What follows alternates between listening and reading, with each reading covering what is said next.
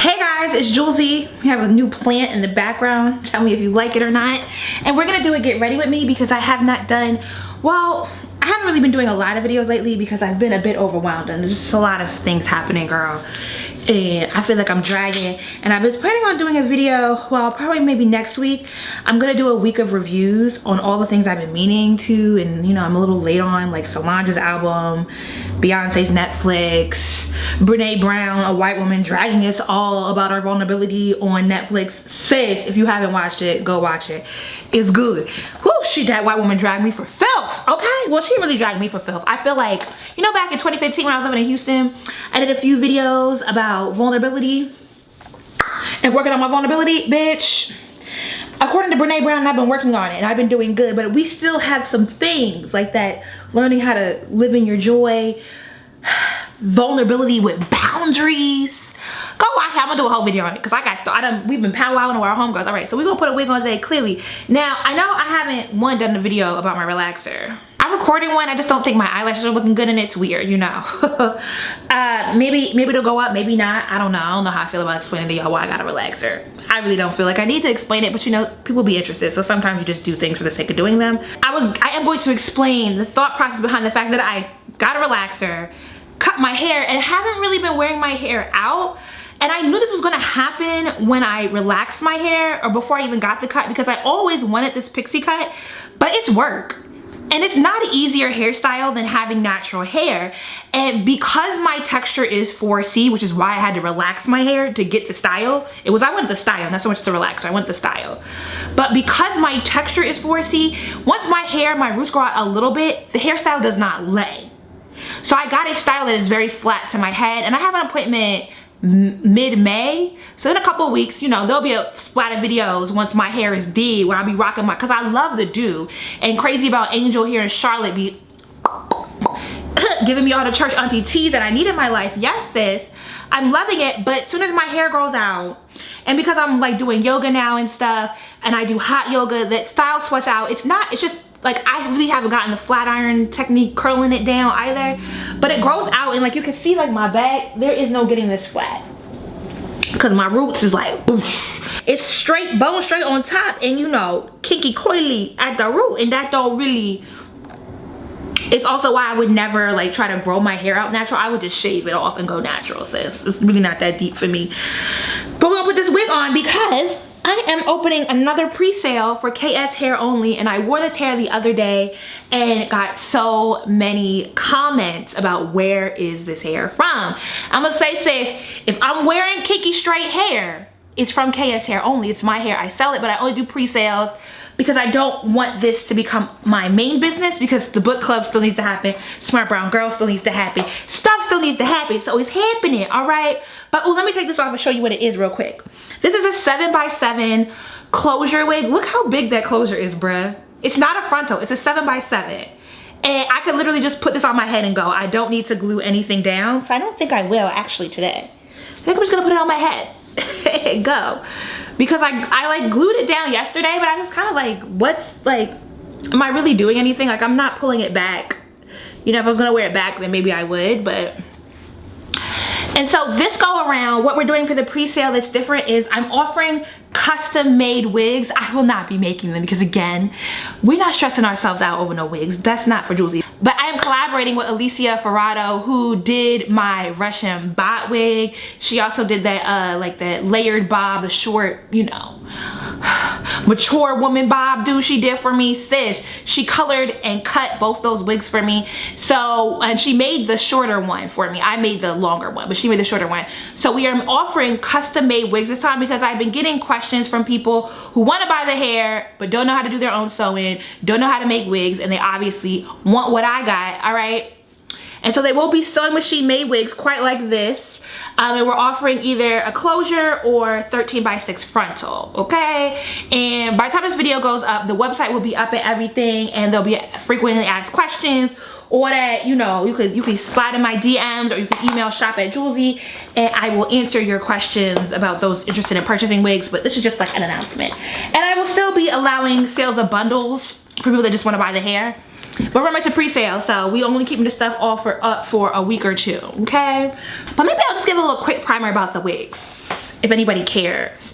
There'll all be sewing machine made wigs with either a closure or a frontal in 2 bundles. We are not doing 3 bundle wigs because this hair is thick, girl.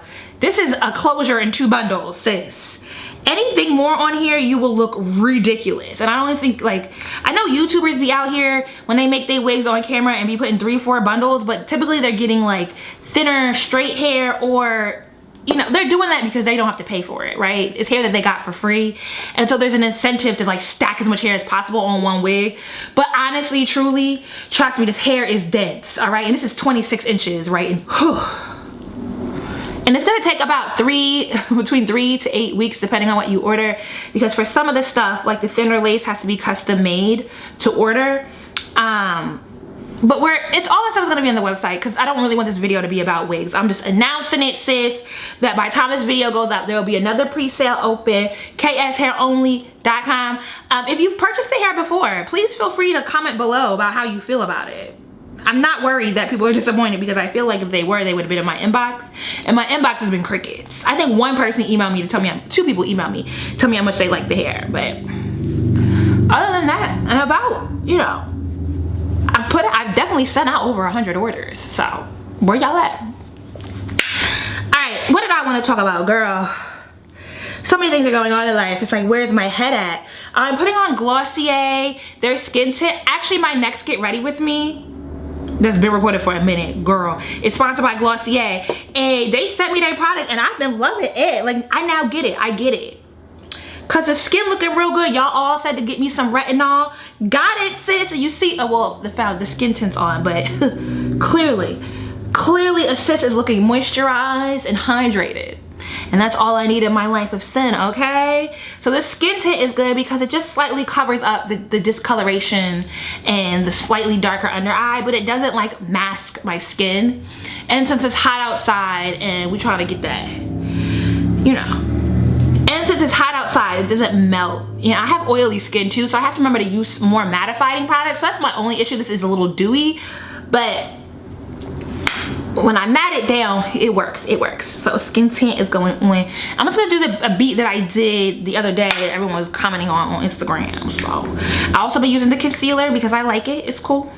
It's cool. Is this the right one? It's gonna be the right one. So let's have a little fun and talk about dating.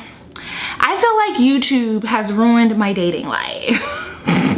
Not there's a whole lot to ruin, but I do feel like being a YouTuber and having this platform and having an audience does make it harder to date. I mean, actually, I know in one of my assumption questions, on the assumption video I did, somebody asked if being a black feminist made it harder to date. And yes and no, right? Because part of it is that because of my politics and because of the level of integrity that I hold, that I know it's gonna take more work to be in a partnership with me.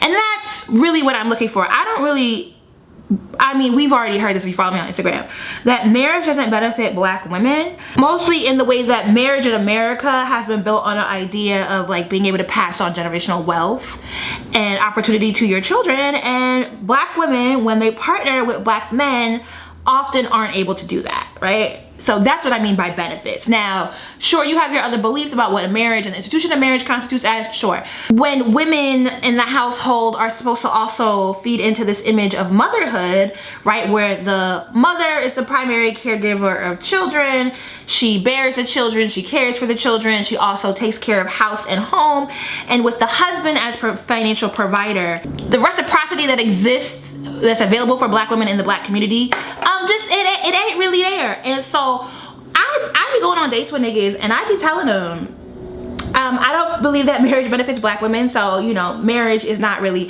that, I do believe that if we deprioritize intimate partnerships,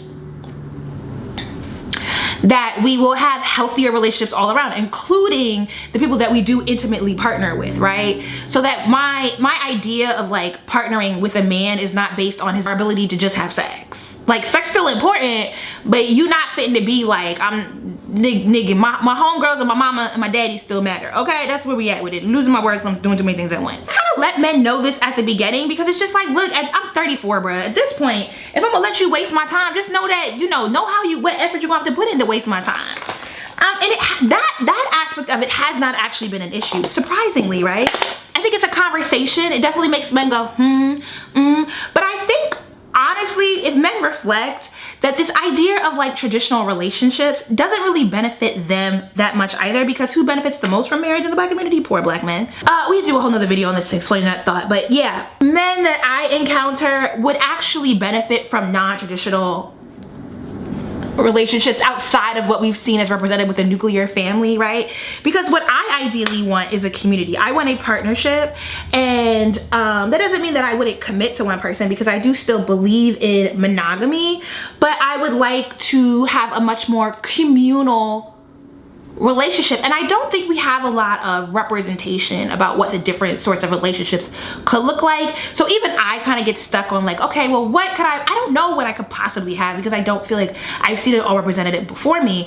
But I know I don't want to get stuck on this idea that I, as the woman, I'm going to bear the children, take care of the children, and then make sacrifices based on my husband's career.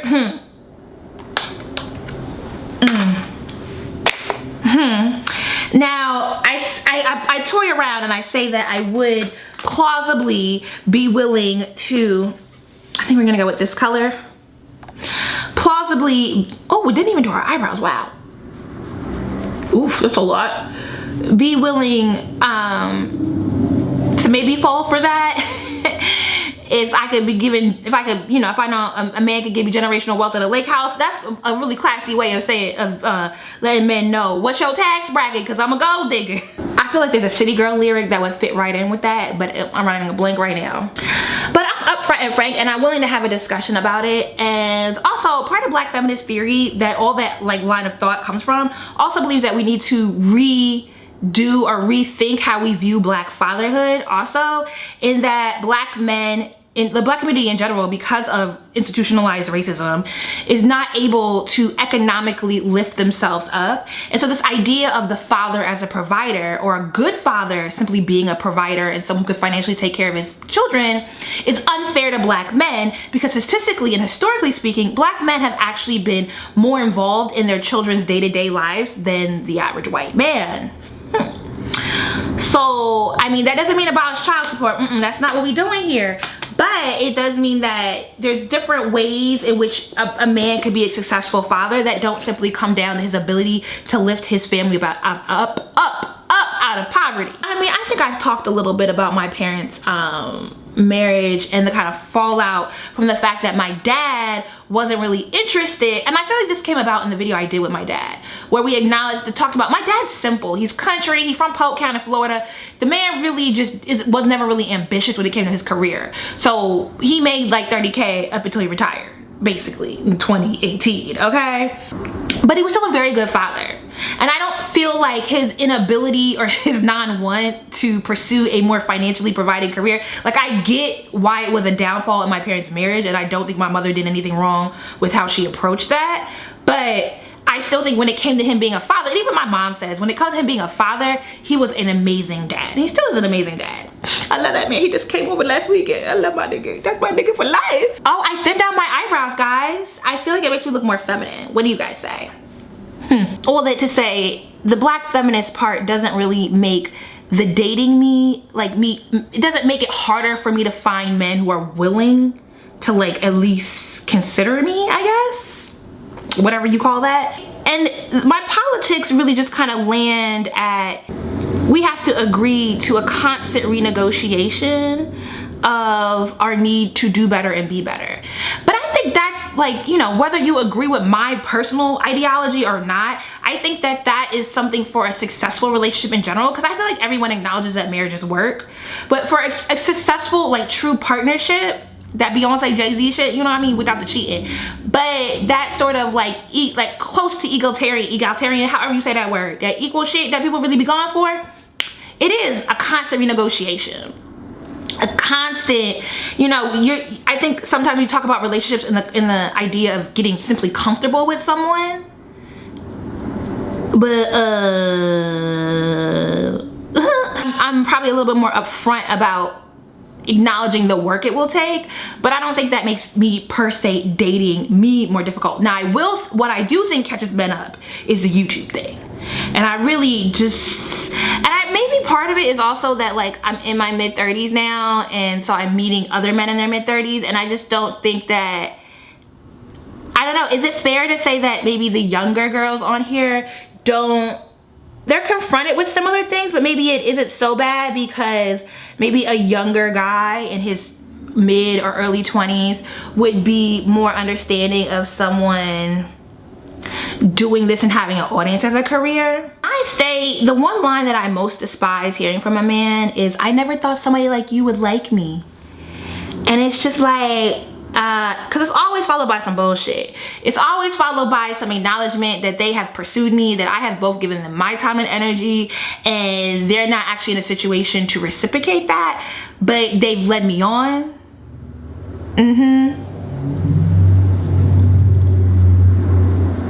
And they, for some reason, thought that because I had an audience and because I have all these things going for me, that I would be okay and that I wouldn't be offended or hurt or like nothing negative, there would be no negative emotion for me out of the fact that like they've led me on and essentially are not who they portray themselves to be.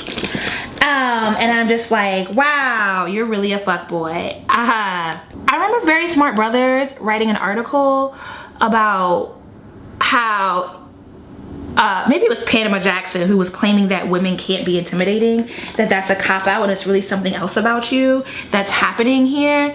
But I really think I intimidate men. I think somehow I be getting them spooked. Not shook, but spooked. That ain't for me to figure out. That's not my, there's no labor that I'm supposed to put behind that, but I was a little sloppy with the brows. There was something else I wanted to talk to you guys about, and it's completely escaping me, y'all. Past dating, YouTube has also changed my friendships, because on the low, some of my friends do that same thing. And it's not that, you know, my friends aren't particularly cheating on me, but I have had people do things to me that were hurtful and then think that like, oh, well, you know, you have this whole audience, I didn't think you would care. Like a supposedly close friend of mine invited me to her wedding 6 days out.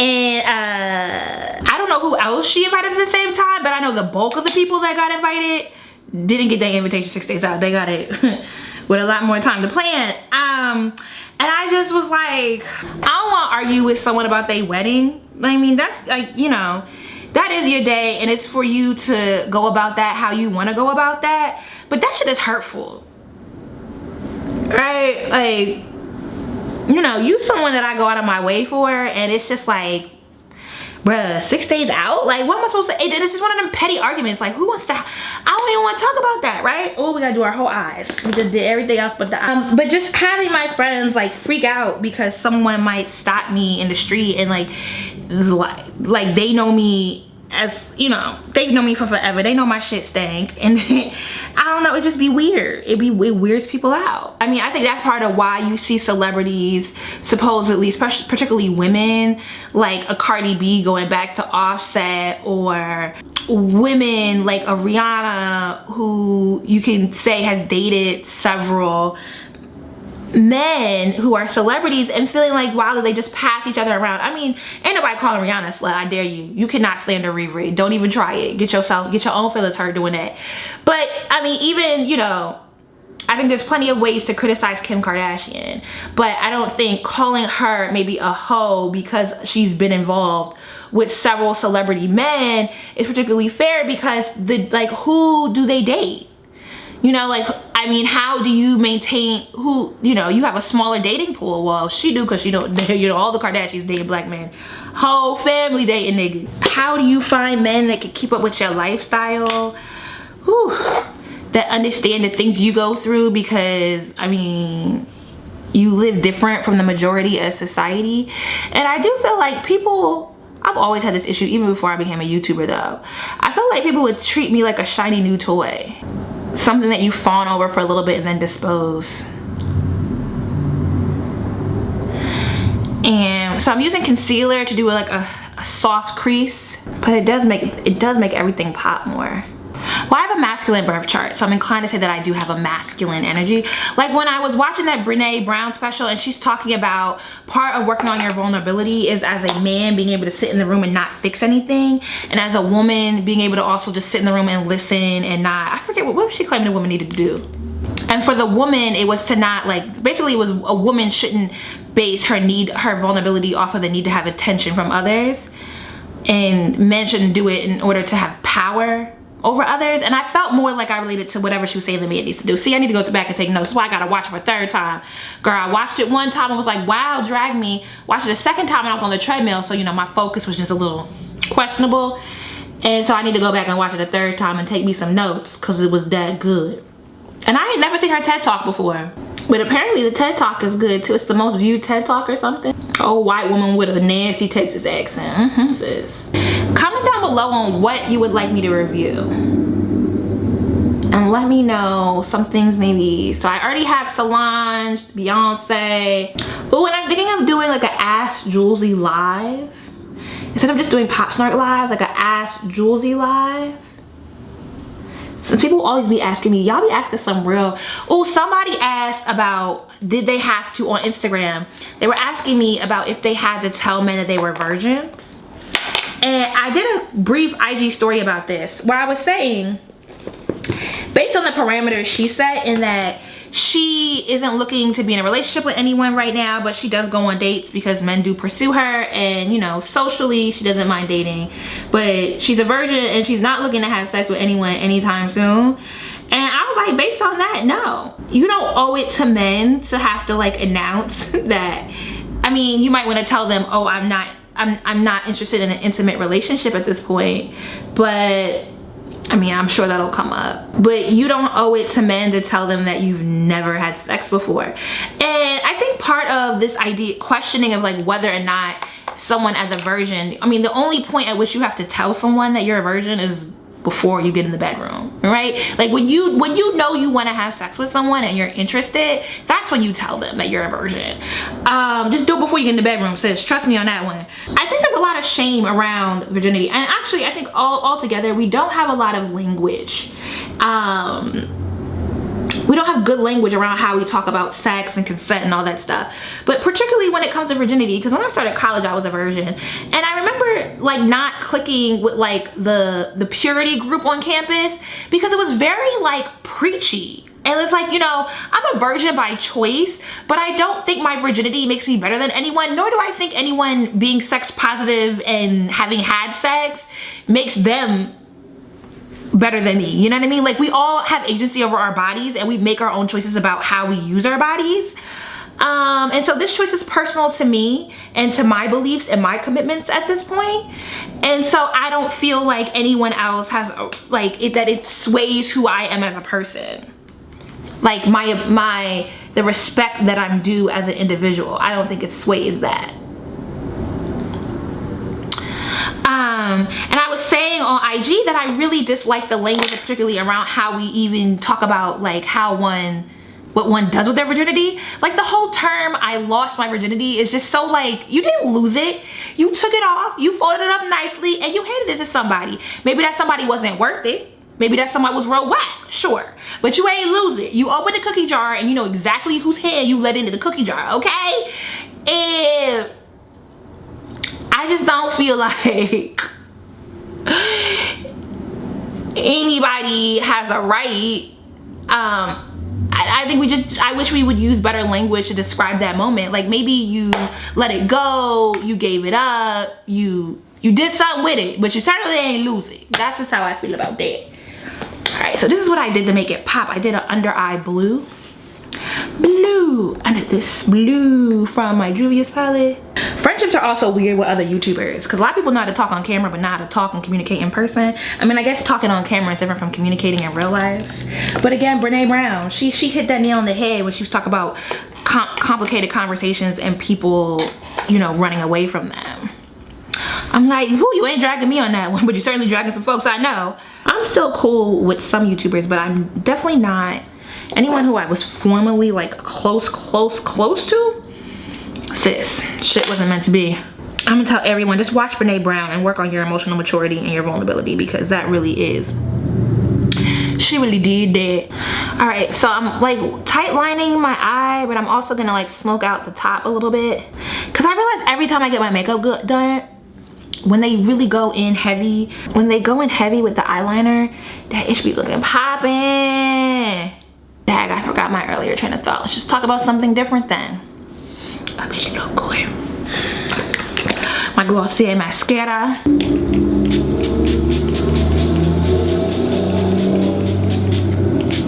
Oh, my hair, by the way, is wand curled, and then I brushed the wand curls out. I tried to get my pigment on.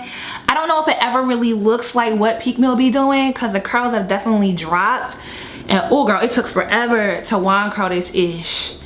But sis got it. And I do have to brush it out every day, because the friction from it rubbing against your clothes will make it look a little frizzy. But that's cute. We cute. She cute.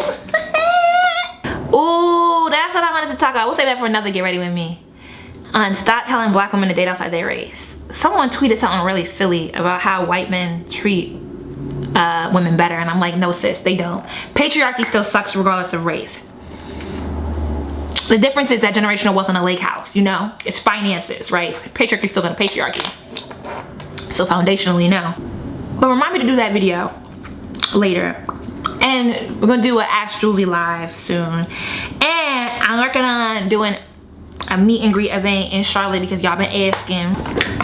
With the plant in the background, I'm just giving a look. I really am. I'm effing amazing if you didn't know already. Hi, I'm Julesy, nice to meet you. Subscribe and hit that bell for notifications. Comment, like, it helps everything out. What's good? What's good? We gotta get back in the groove, all right? We're coming back, all right? I feel like this year I've been very slackadaisical on my content, but I've just been moving and shaking and trying to like, girl, I spent on the phone today. I was on the phone with IRS for 3 hours. Like, it's ridiculous, and I'm really at a point where I low-key need an assistant, but who's gonna pay that assistant? Where we getting that money from? So we're gonna get our life together and do that. Oh, I also supposed to give you guys updates on the PhD application because I went and visited Vanderbilt and met with Dr. Rhonda Williams. Sis was lit, but we'll do that again in another Get Ready With Me. We can do these every week. We can. The Glossier one is already done, so that'll be up later this week. But maybe I'll put up one in like 2 weeks and fill you guys in on where I'm at with the PhD application and my thoughts, because I definitely have thoughts after speaking with Dr. Williams, who is amazing. She's the shit, and I would, you know, I hope to get in and be able to study with her, but even if I don't, I still feel very good about myself, okay? So we're putting on Lily lashes, Mykonos. These suckers is like, I bought a whole bunch of other lashes, but this is like the right, you know what I mean? I'm not really meant to have like the double stacked, super thick lash, you know what I mean? Like Jackie Aina could put that ish on her eye, but I don't even wear enough makeup for that look to ever like that really, really thick lash. Sometimes it looks good on me, but a lot of times I come back in after going outside and feel like the lash is lifted, I look wonky. These, however, these Mykonos lashes, sis, hitting all the time, and they're easy to apply. Like I have Huda lashes that are I have a long eye, so I should really never have to cut an eyelash down, but them Huda lashes, just something about them makes them harder to apply versus this one. Okay, you see that? Boom, boom, boom, boom, boom. Ew, ew, ew. Looking real good. Like the baddie lashes I got, them suckers is, they cute, but I have to have on a full face, and they're not hard to apply. I want to say Huda lashes really are hard to apply for some reason. That band just makes it incredibly difficult to get it into the lash line. Between Lily Lashes and Ardell, I think Lily Lash is like the good lash to start on the more expensive lashes, because these are like $25 a pop. You're not trying to have a $25 lash that you can't figure out how to put on your eye. Who to say, what to say, not to say. Okay, so this is the final look. I don't want to lie and say all the details are down below in the description box. They may or may not be. You can check for yourself. But I hope you had fun with this rambling conversation, and I hope you commented along. And when I edit this video, I'm gonna have to take notes of all the topics I said I need to talk about so I can remember for the next time. Okay, sis? Woo. But don't forget, by the time this video is up, KS Hair Only custom wigs are now available. I will link definitely down below to the frequently asked questions page, because that's where you should start. because I'm just worried about people being confused about how to order and what certain things mean, because I just want to make sure, you know, you're putting out points. I want to make sure you're getting what you want, okay? I'm gonna holler at y'all later. Deuces.